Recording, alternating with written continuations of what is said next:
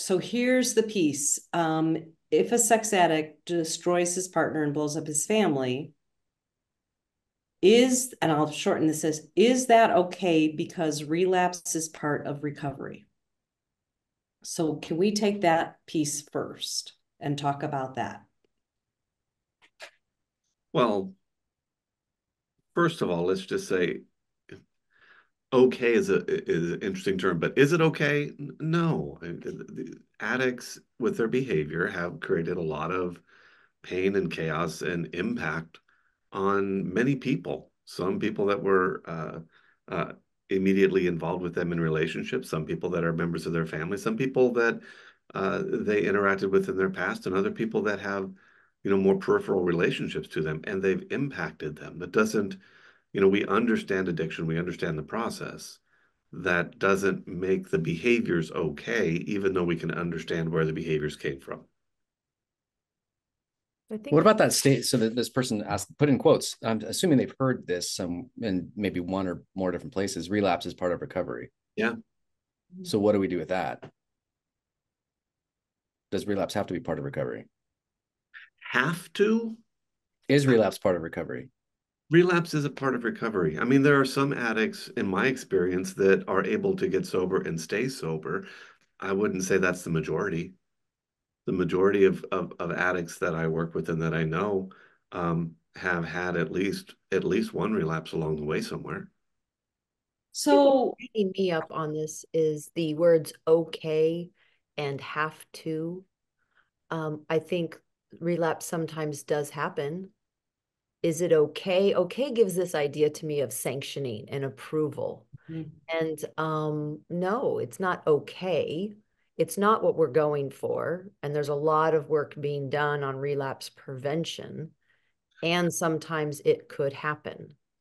But have to or okay, those seems the words don't match for me. yeah, and I can understand, I think, where she's coming from.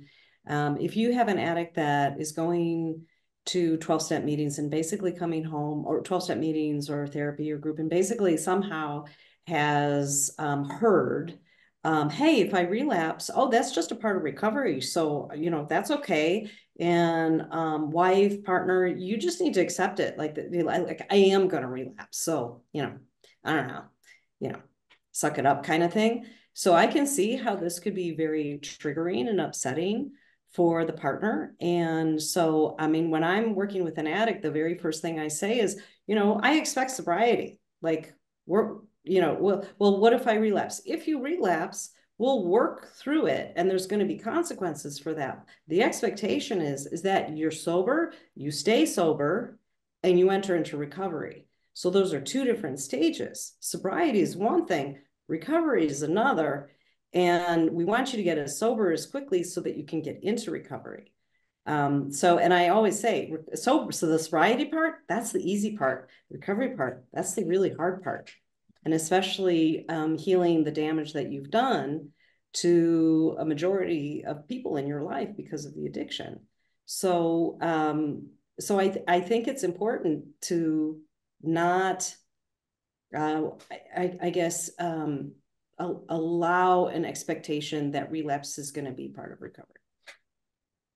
Yeah, I sometimes hear I hear from both sides, if I'm working with the betrayed partner or the sex addict. But usually it will come from the betrayed partner who feels like they end up in this dynamic where the addict feels I'm just going to say, like, they feel some sort of guilt or shame about what they've done, and then they come to the partner almost wanting absolution. That's the way I see it. Like, make it okay for me so that I don't have to feel guilt, but there's no real change. I think if someone is to relapse, there's no justification for it. I think that's what we're saying. We can't say, yeah, you get a hall pass because addicts relapse. That's not what we're saying. I think we can expect sobriety, and hold people to a higher standard that I think they can do it. I know they can do it.